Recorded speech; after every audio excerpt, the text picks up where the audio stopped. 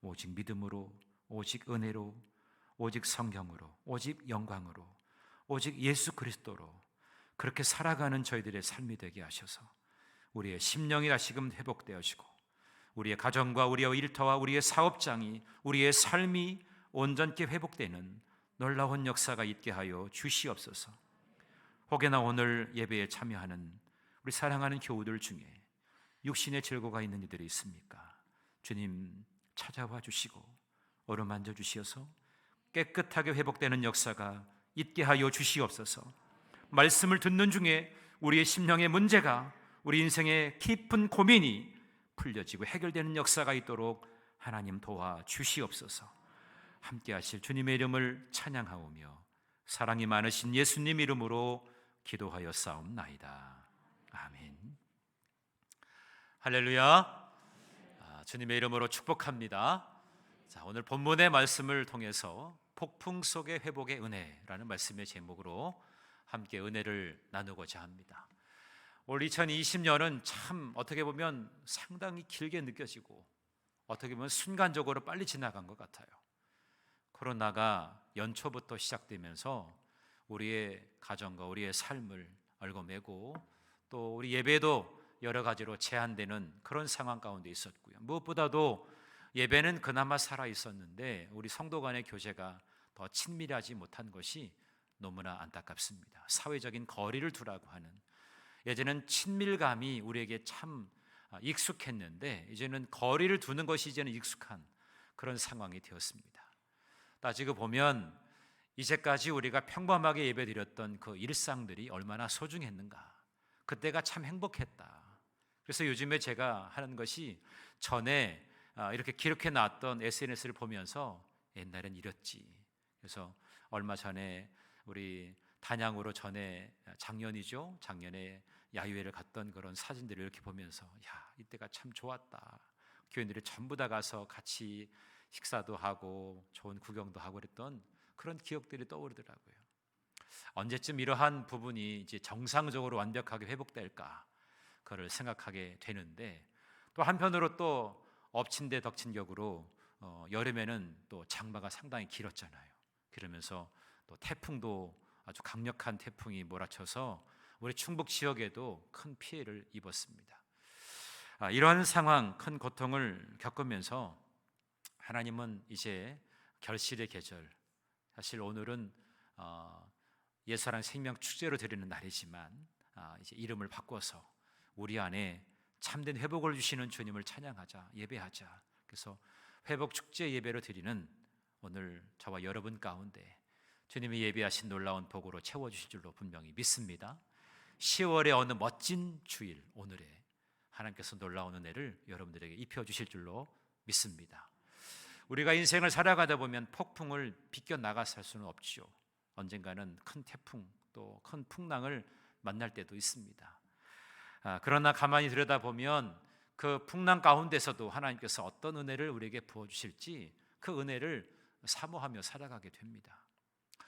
오늘 본문의 말씀은 이런 말씀이죠. 예수님께서 이제 가버나움에서 이제 데가볼리 지역으로, 이제 데가볼리는 이제 갈릴리 호수에서 남동쪽에 있는 큰 도시입니다. 그곳으로 이제 옮겨가시기 위해서 배를 타고 가십니다. 그래서 갈릴리 바다를 이제 배를 타고 가시는 중에 있었던 일이죠. 근데 주님은 주무시고 계셨는데 얼마나 사역이 피곤하시면 주무셨을까. 근데 제자들은 지금 난리가 났습니다. 왜냐하면 큰 풍랑이 일어나게 된 겁니다. 1633년에 렘브란트 화가가 그림을 그렸어요. 오늘 이 본문의 말씀을 토대로 해서 한번 보시겠습니까? 네, 여러분 이 사진을 한번, 이 그림, 사진은 아니고 그림입니다. 렘브란트가 그림을 그렸는데 지금 이 배에 타고 있는 사람들의 모습을 보십시오. 얼마나 초조하고 불안하고 정말 순식간에 언제 이 배가 침몰할 수밖에 없는 그런 상황에 놓여 있는, 이런 상황에 놓여 있는 이 그림입니다. 렘브란트가 이 그림을 그렸는데요. 이런 와중에서 제자들은 예수님이 지금 주무시고 계시니까 막 흔들어 깨웁니다. 예수님, 제발 좀 빨리 일어나셔가지고 우리를 구원해 주십시오. 이렇게 간절하게 외치게 되죠. 예수님께서는 일어나셔가지고 풍랑을 잠잠케 하시는데 잠잠케 하시기 전에 제자들을 책망하셨어요. 왜 무서워하느냐? 믿음이 작은 자들아. 그들의 믿음을 지적하셨어요. 오늘 우리는 이 본문의 말씀을 통해서 어떤 것으로 우리가 교훈을 얻어야 될까? 이것을 우리가 깊이 생각해 보기를 원합니다. 자, 먼저는 이 풍랑이라고 하는 것, 이 폭풍이라고 하는 것이 어떤 뜻을, 어떤 특징을 가지고 있는가? 이걸 한번 우리가 한번 생각해 볼 필요가 있습니다. 이 풍랑이라고 하는 것은 첫 번째로 우리가 그동안 아주 애지중지 소중히 여겼던 것을 한순간에 파괴할 만큼 강력하다는 것입니다. 이 폭풍이라고 하는 것은 아주 강력한 힘을 가지고 있다는 것이죠. 그래서 태풍이나 홍수가 스치고 지나가면 큰 흔적을 남기게 됩니다. 집도 차도 정원도 엉망이고 부서지게 되고 파괴되는 끔찍한 일들을 보게 되죠. 우리 충북 지역에도 사실은 그럼에도 좀 안전한 지역이 우리 충북이잖아요. 충북 중에 그나마도 안전한 곳이 청주잖아요. 제가 이렇게 보니까 그 태풍이 오는 진로를 보면은 동쪽으로 가든지 서쪽으로 가든지 중간을 끼고 가는 일이 거의 없어요. 아마도 청주에 있는 에덴교회가 뜨겁게 기도해서 이게 바람이 오다가도 양옆으로 막 지나가는 것 같아요. 그 영적인 기상도를 완전히 바꿔놓는 것이 청주가 아닌가 이런 생각이 들어요. 그래도 청주는 그래도 괜찮은데 저 단양이나 제천, 충주 쪽에는 큰 피해가 났습니다. 과일이 낙과하게 되고 또 산사태가 나고 집들이 막 무너지는, 아마 여러분들 뉴스를 통해서 많이 보셨을 거예요. 그러니까 이 폭풍이라고 하는 것은 한순간에 우리가 소중히 여기고 있었던 것들을 한순간에 그냥 빼앗아 갈 수 있는 강력한 힘을 가지고 있다는 것입니다. 또 하나로 이 폭풍은 뜻하지 않은 때에 찾아온다는 거예요. 미리 좀 얘기하고 찾아오면 참 좋을 텐데, 물론 예고는 할 수 있죠. 그러나 어느 순간 갑자기 닥치는 경우가 참 많습니다. 아무리 과학이 발달하고 기상 예보가 아주 탁월하다 할지라도 완벽하게 그것을 정확하게 진단해낼 수가 없는 것이죠. 여러분, 미국의 토네이도를 아시죠? 이 토네이도가 미국 중서부의 아주 공포의 대상입니다. 이렇게 회오리 바람인데요, 이게 한번 몰아치게 되면 뭐 집들도 막 날아가게 되고요, 뭐 집도 날아가는데 사람은 안 날아가겠습니까? 어마어마한 힘을 가지고 있는 게 이 토네이도예요. 이 토네이도도 오는 것을 예측할 수 있는 것은 15분 전쯤부터밖에 그걸 예측할 수 없다는 거예요. 순식간에 이것이 일어나게 된다는 것이죠. 그러니까 이것을 가만히 살펴보면, 야, 우리는 한치 앞을 내다볼 수 없는 인생이구나, 이것을 우리가 깨닫게 되는 것입니다. 오늘 본문에 바다라고 표현되어 있는데 이 바다는 갈릴리 호수죠. 갈릴리 바다라고도 하고 호수라고도 합니다. 그런데 뭐 게네사렛 호수라고도 이야기하죠. 대부분 호수하면 여러분 인상이 어떤 인상이 남죠? 좀 잔잔하다, 평온하다, 이런 인상이 있잖아요. 그런데 이 갈릴리 바다가 무서운 폭풍이 일어날 때가 있다는 거예요. 바람이 엄청나게 세고요, 또 바람이 세니까 풍랑이 막 일어나게 되는 것이죠. 오늘 지금 제자들이 만나게 된 이 풍랑도 이 갈릴리 호수에 가끔 찾아드는 엄청난 바람으로 생긴 그런 풍랑이라고 하는 것입니다. 저희도 작년 2월 달에 이스라엘 성지순례 갔을 때에 갈릴리 바다에 앞에 나간 적이 있었어요. 아침 일찍에 나갔더니요, 바람이 어마어마하게 센 거예요. 제 몸무게가 조금 나가서 다행이지, 제가 아마 좀 가벼웠으면 아마 진짜 날아갈 뻔했어요. 그렇게 바람이 정말 센 것이 이 갈릴리 호숫가의 그 바람이에요. 그렇게 무서운 폭풍이 일어나게 되었는데 우리의 삶 속에서도 때로는 그러한 폭풍을 만날 때가 종종 있다는 것입니다. 예기치 않았던 갑작스러운 죽음을 맞이할 때가 있고요, 또 아주 심각한 질병이 찾아올 때가 있습니다. 내가 정말 믿고 신뢰했던 사람이 나를 떠나가는 경우도 있고요,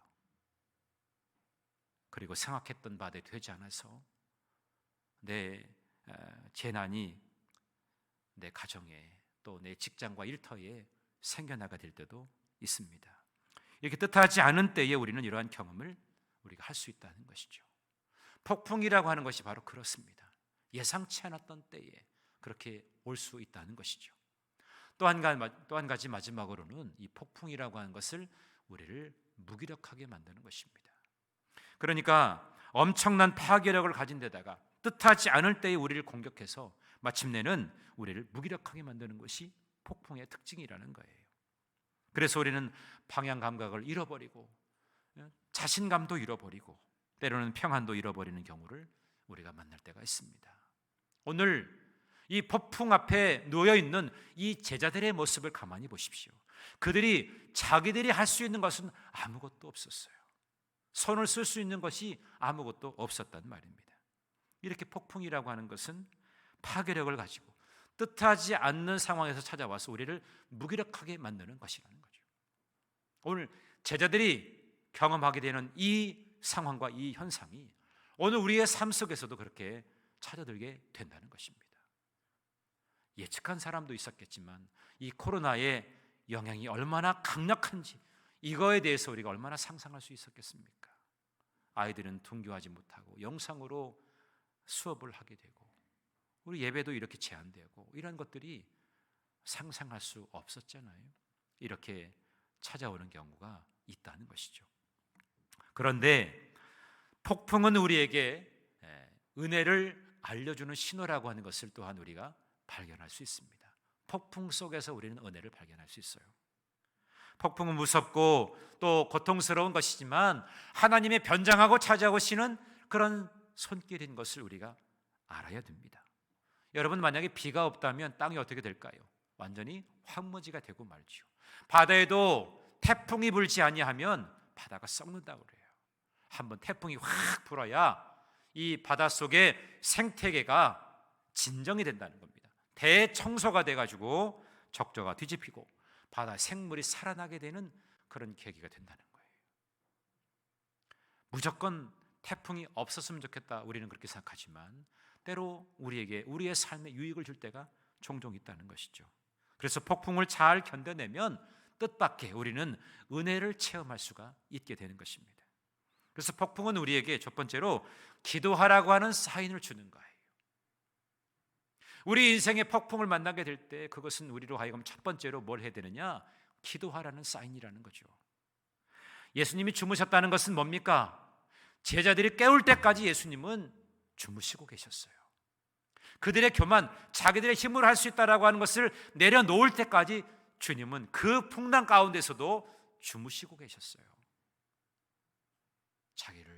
예수님을 흔들어 깨울 때까지 주님은 주무시고 계셨단 말입니다. 겸손해지고 절박해진 그 제자들이 자기들의 힘으로 폭풍에서 벗어나려고 하는 그 노력을 포기할 때 그때부터 주님은 일하시기 시작하는 거죠. 제자들이 이렇게 절박한 상황에서 예수님을 깨워서 예수님에게 이렇게 호소를 하게 되지요. 주여 구원하소서, 우리가 죽게 되었습니다. 우리를 구해달라고, 우리가 죽게 되는 지금 상황에 놓여 있다고. 지금 제자들은 절박한 심정으로 지금 그런 주님께 아뢰고 있습니다. 폭풍 속의 절박한 기도는 예수님을 깨우는 그런 것입니다. 우리의 인생에 때로 큰 폭풍을 만날 때 그 절박한 기도는 예수님이 일할 수 있도록 예수님을 깨우는 것이란 말이에요. 여러분의 기도가 예수님을 깨우게 된다는 거예요. 여러분의 기도가 있을 때에 절박한 마음으로, 그럴 때 주님이 일하시고 여러분의 그 음성을 들으신단 말이에요. 생명의 주님을 모시고 살면서도 항상 우리는 죽겠다고 그러잖아요. 죽겠네. 배고파서 죽겠네. 배불러서 죽겠네. 힘들어 죽겠네. 하여튼 죽겠네라고 그러잖아요. 근데 제대로 예수님을 모시고 살아가는 사람은 죽겠네라고 말하지 않잖아요. 죽게 있네 이렇게 얘기하죠. 죽게 있네. 내 모든 삶의 문제를 풀어주시는 분, 그분은 주님이시고 모든 것이 죽게 있네. 죽겠네가 아니고, 우리 충청도는 조금 느리잖아요. 너무 빨리 하지 마세요. 죽겠네 하지 말고 죽게 있네. 여러분, 죽게 있네, 이렇게 인내하시면서 주님께 모든 것이 있다고 하는 것을 여러분 마음속에 새기시길 바랍니다. 여러분 생각해 보세요. 왜 제자들은, 아니면 주님이 계신데도 왜 자기네들 지금 죽을 것 같다고 그래요? 그럼 자기네들도 죽으면 주님도 죽으실 거 아니에요. 생명의 주인 되시는 주님이 계신데 왜 죽겠다고 그렇게 아우성치냐고요. 우리는 주님을 모시고 살아가는 인생이지만 우리는 항상 뭐라고 그래요? 아우, 죽겠네. 그러니까 내가 그런 고백을 하니까 주님이 일하시려고도 일하실 수가 없어요. 모든 것을 내가 하는 것이 아니라 내 삶을 주도하시고 주관하시는 분이 계시다는 것을 우리가 믿을 때, 그분을 신뢰할 때 그분께 전적으로 맡기는 거죠. 내가 풀 수 있는 문제라고 할지 모르지만 그 모든 문제를 쥐고 그 문제를 해결하시는 분은 바로 예수 그리스도입니다. 예수 그리스도, 그분을 깨우시는 여러분의 기도가 있기를 간절히 바랍니다. 여러분의 간절한 기도가 주님께 들려진 바 되고, 그래서 주님께서 들으시고 일하시도록 여러분 그렇게 힘쓰시기를 간절히 바랍니다. 폭풍은 두 번째로 우리의 영혼을 정결케 하는 거예요. 내 영혼을 정결케 하는 것이다. 아까 여러분 태풍이 불면, 폭풍이 불면 바닷속에 대청소가 일어난다고 그랬죠. 폭풍은 우리 안에 죄를 회개하고 하나님의 은혜로 새롭게 변화할 수 있는 그런 터닝 포인트를 마련해 주는 것입니다. 여러분, 세상의 영을 가진 사람들은요 절대로 회개할 줄 모르고 사과할 줄도 몰라요. 그러나 성령의 사람들은 제일 먼저 하나님의 은혜를 발견할 때마다 제일 먼저 찾아드는 게 뭐냐? 내가 죄인인 것을 깨달아요.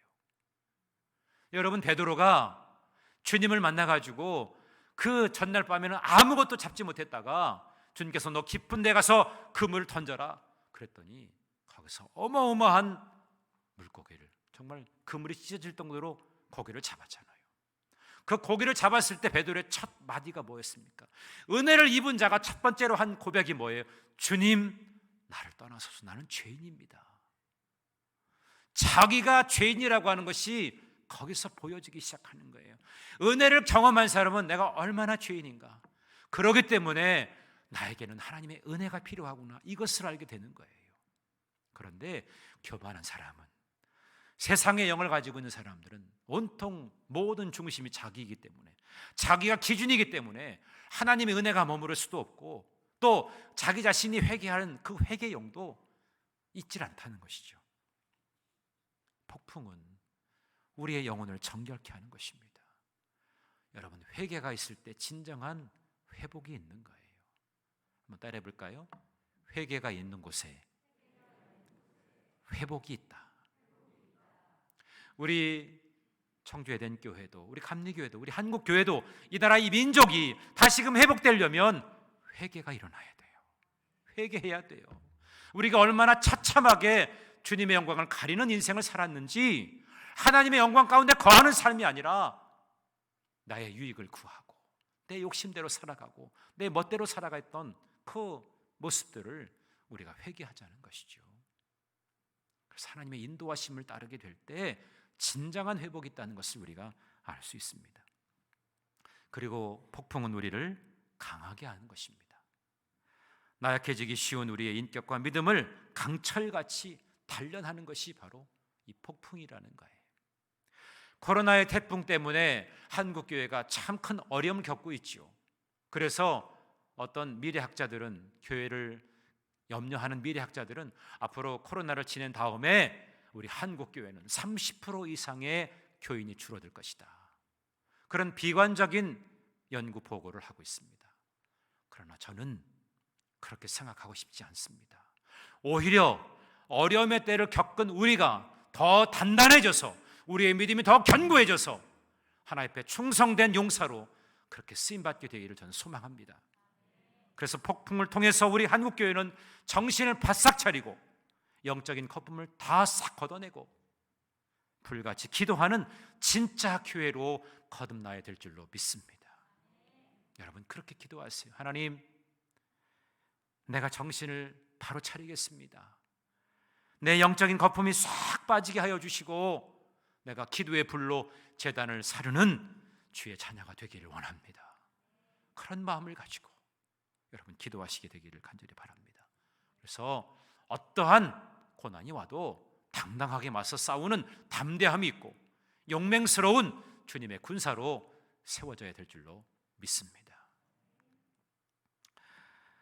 자, 그래서 예수님은 이러한 풍랑을 통해서 그 풍랑을 다스리시는 분임을 우리에게 알려주고 계신데, 그 제자들의 간절한 외침을 들으시고 예수님께서 첫 번째로 반응하신 것이 뭐냐?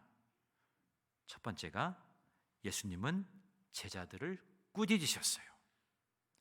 자, 여러분, 지금 제자들에게 가장 지금 위급한 상황이라고 할 때 제일 먼저 해야 될 것은 지금 제자들을 책망하는 것이 아니라, 책망은 좀 나중에 하고, 지금 바다를 잠잠하게 해야 되잖아요. 아까 우리 사진 봤죠? 저 정도면 지금 거의 지금 한 45도 정도가 기울어진 상태인데 이게 상당히 지금 위급한 상황이란 말이에요. 언제 자초될지 몰라요. 그러면 빨리 진정을 시켜주고 그 다음에 책망하셔야 되잖아요. 그런데 예수님은 첫 번째로 제자들을 책망하셨어요. 어찌하여 무서워하느냐? 믿음이 작은 자들아. 어찌하여 무서워하느냐? 믿음이 작은 자들아.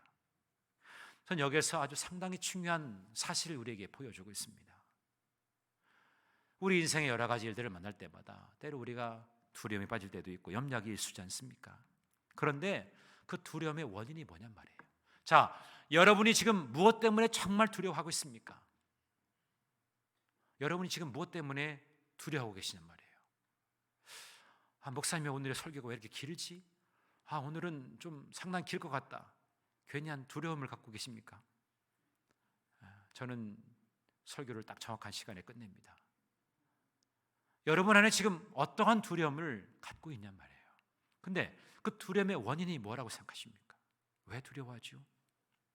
오늘 주님은 이것을 분명하게 제자들을 통해서 지적하고 계신 것입니다. 왜 두려워하느냐? 왜 무서워하느냐? 믿음이 작은 자들아.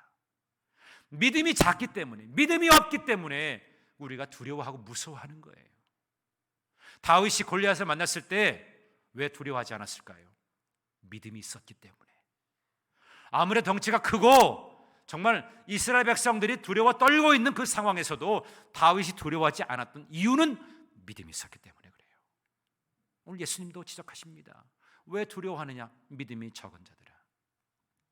우리에게 믿음만 있다면 아무리 엄청난 문제를 만나다 할지라도 그건 문제가 되지 않습니다. 문제를 다루시고 우리에게 평강을 주시는 분이 바로 주님이시기 때문에 그런 거죠. 마가복음 5장 36절의 말씀에 보면 이런 내용이 있습니다. 우리 함께 읽어봅니다. 시작. 예수께서 그 하는 말을 곁에서 들으시고 회당장에게 이르시되 두려워하지 말고 믿기만 하라 하시고. 자, 이게 어떤 내용입니까? 그 배경은 예수님께서 회당장 야이로의 딸이 지금 상당히 위급한 상황이라고 하는 말씀을 들으시고 일행과 함께 그 집에 가서 그 딸을 고쳐주려고 가시는 중에 어떤 사건이 만나게 되죠? 혈류증으로 앓았던 12년 동안이나 혈류증을 앓았던 여인을 만나게 되면서 그 여인을 고쳐주는 그 장면이 중간에 삽입되어 있어요. 그래서 그 여인을 고쳐주시죠. 딸아, 내 믿음이 너를 구원했다. 평안히 가라.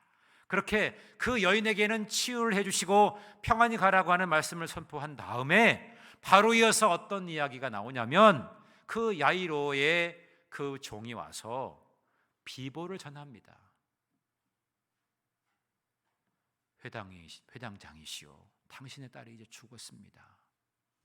조금만 빨리 갔더라면 살아날 수도 있었을 텐데 지금 죽었다. 그런 얘기를 듣게 된 겁니다.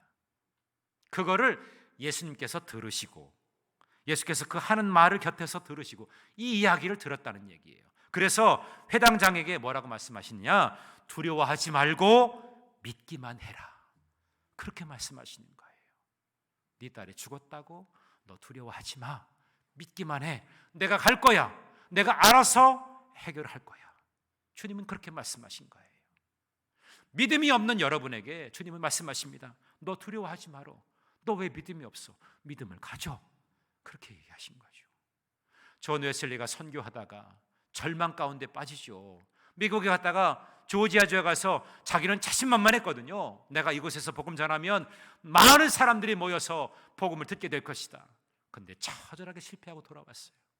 어깨가 축 처져가지고 절망 가운데 이제 전도하는 것도 복음 전하는 것도 이제는 의욕이 생기지 않았어요. 그럴 때 그 옆에서 피터 별레라고 하는 경건주의자였던 한 사람이 그에게 존 웨슬리에게 말합니다. 당신이 왜 이렇게 주저앉아 있습니까? 믿음이 생길 때까지 복음을 전하십시오. 그리고 믿음이 생기면 그 생긴 믿음을 가지고 복음을 전하는 사람이 되십시오. 그렇게 얘기했다는 거예요. 여러분, 혹여나 복음 전하는 것이 두렵다면 믿음이 생길 때까지 한번 전해보시기 바랍니다. 그러면 여러분에게 담대한 믿음이 생길 거예요. 그러면 그 담대한 믿음을 가지고 더 영향 있게 복음을 전하는 사람이 되라는 거예요. 그래서 웨슬레이가 거기서 힘껏 일어나서 복음을 전하다가 그가 회심을 하게 되고 더 영향 있는 복음 전도자로 쓰임받게 되지 않았습니까? 오늘 우리에게는 믿음이 없어서, 믿음이 작아서 그것이 문제가 아닙니까? 왜 무엇 때문에 두려워하십니까?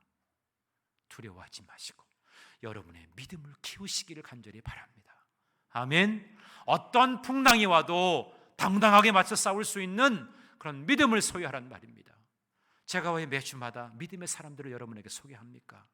믿음의 선진들이 걸어갔던 그 발걸음, 우리가 그렇게 살아가진 못하더라도 그 믿음의 정신만은 우리가 온전하게 붙잡고 살아가자는 것 아닙니까?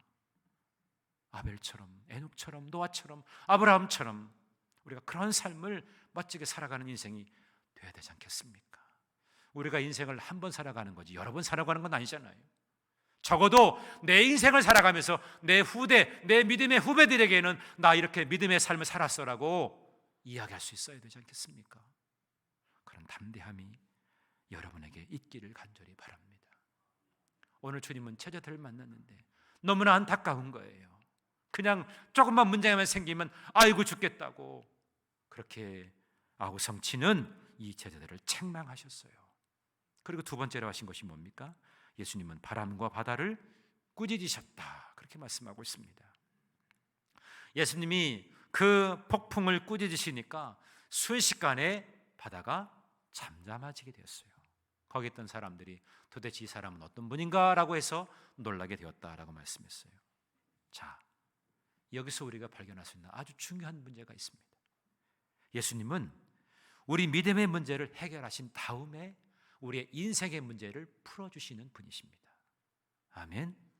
여러분, 이 순서를 잘 기억해야 돼요. 주님께서는 여러분의 믿음을 점검하시고 여러분의 믿음의 상황에 따라서 그 다음에 여러분 인생의 문제를 해결해 주시는 거예요. 그러니까 여러분의 믿음이 지금 중요하다는 거예요. 여러분의 믿음의 분량만큼 우리 주님은 그렇게 일하신다는 거예요. 바람과 파도까지 예수님께 순종한 것을 보면 예수님의 주권 안에 모든 것이 있다는 것을 우리에게 말씀해 주는 것 아니겠습니까? 그 자연의 법칙, 우리가 상상할 수 없는, 우리의 이성으로 이해할 수 없는 것까지도 다스리는 분이 바로 주님이시다면 그 나머지의 것은 다 해결해 주시지 않겠습니까? 중요한 것은 주님께서 우리의 믿음을 점검하신다는 거예요. 우리의 믿음이 큰지 작은지, 그리고 그 다음에 이어서 우리의 인생의 문제를 해결해 주시는 분이십니다. 그 어떤 폭풍이 몰아쳐도 여러분의 믿음만 굳건하게 서 있다면 그 모든 풍랑은 잔잔하게 될 줄로 믿습니다. 예수님이 개입하실 때 풍랑은 잠잠해지게 되는 것입니다. 한번 따라해 볼까요? 예수님이 개입하셔야 풍랑은 가라앉는다. 여러분 인생에 예수님이 개입하시면 풍랑이 가라앉게 되는 줄로 믿습니다. 우리는 풍랑을 통해서 우리를 회복해 하시는 하나님의 놀라우신 은혜를 경험해야 되겠습니다. 코로나19라고 하는 것은 전 세계에 몰아닥친 거대한 폭풍입니다. 우리 한국교회 역시 마찬가지로 더 혹독한 그런 시련을 겪었습니다. 그렇지만 우리 믿음의 선배들, 초대교회의 그 상황은 지금보다도 훨씬 안 좋았어요. 그들은 예수 믿고 세례받는 것을 목숨을 걸고 해야 됐습니다. 여러분, 목숨 걸고 여러분 세례받고 신앙생활하는 것 아니잖아요. 그런 거에 비하면 우리는 너무나 지금 평안하게 신앙생활하는 거예요. 그 당시에 초대교회에 목숨을 걸면서 세례받고 신앙생활을 해야 됐다면 교인의 수가 줄어들어야 되지 않겠습니까? 그런데 오히려 교인의 수가 점점 더 늘어가는 거예요. 핍박과 여러 가지 환난을 당하여도 믿는 사람들은 점점 더 많아지게 됐다는 사실이에요. 이 역사가들이 보면서 참 신비로운 것이 바로 그런 부분이라는 겁니다. 왜 압제가 있고 고난이 있고 고통이 있는데 왜 성도의 수는 더 늘어날까? 이런 생각을 하게 됐다는 것이죠. 믿음의 사람들은 그러한 핍박을 받으면서도 세상을 사랑으로 섬겼어요. 그 당시에 역병이 얼마나 많았습니까? 온 도시 시내에 역병으로 죽어간 사람들, 그 시체가 막 그냥 널브러져 있는 것이죠. 그런데 믿음의 사람들은 그것에 대해서 간과하지 않고, 사람들은 그 시체를 건드리면 나도 역병에 걸릴까 봐 그냥 근처도 안 가는데, 믿음의 사람들은 그 시체를 다 치우고 청소까지 하는 거예요. 그러니까 사람들의 마음이 녹아지기 시작하는 겁니다. 저 사람들이 예수 믿는 사람이구나. 우리와는 뭔가 다른 믿음의 사람들은 뭔가가 있구나. 그러한 용맹스러움이 그들에게 있다는 것을 보고 믿는 자의 수가 더하여졌다는 놀라운 역사가 일어나게 된 것입니다. 오늘 우리가 코로나를 겪으면서 우리 한국교회가 진짜 교회로 되어져가는 과정 속에 있다고 저는 분명히 믿습니다.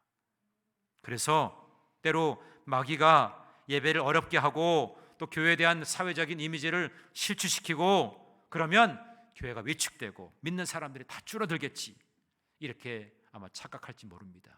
그러나 이 폭풍의 시기에 우리 한국교회는 더 강해지고 또 복음의 증인들이 더 살아나는 역사가 있게 될 줄로 믿습니다. 마귀가 예상하지 못했던 그런 교회의 거룩한 반격이 이제 시작될 줄로 믿습니다. 우리 에덴교회, 우리 사랑하는 기도의 용사들을 중심으로 해서 오늘 회복 예배를 드리는 여러분들의 심령 속에 다시금 이 땅의 회복을 심어주는 역할을 잘 감당하게 되는 멋진 역사가 일어나게 되기를 간절히 바랍니다. 오늘 회복 축제 예배를 드리면서 전 여러분의 심령이 회복되었으면 좋겠어요. 다른 것보다도 내 믿음의 분량이 점점 좀 장성해지고 그리스도의 장성한 분량에까지 이르게 되어져서 어떤 시험과 환난 속에서도 든든히 서고 그런 시험과 어려움 가운데 처해 있는 이들을 건져낼 수 있는 복음의 능력으로 세상을 치유하는 그런 교회, 그런 성도들로 귀하게 쓰임받게 되어지기를 간절히 바랍니다. 폭풍 뒤에 하나님은 또 다른 은혜를, 회복의 은혜를 우리에게 예비해 두고 계십니다. 그 은혜를 발견하시고 더 큰 부흥을 만나고 체험하게 되시는 여러분 모두가 되시기를 주님의 이름으로 간절히 축원합니다. 우리 말씀 생각하면서 찬양하겠는데요, 우리 찬양대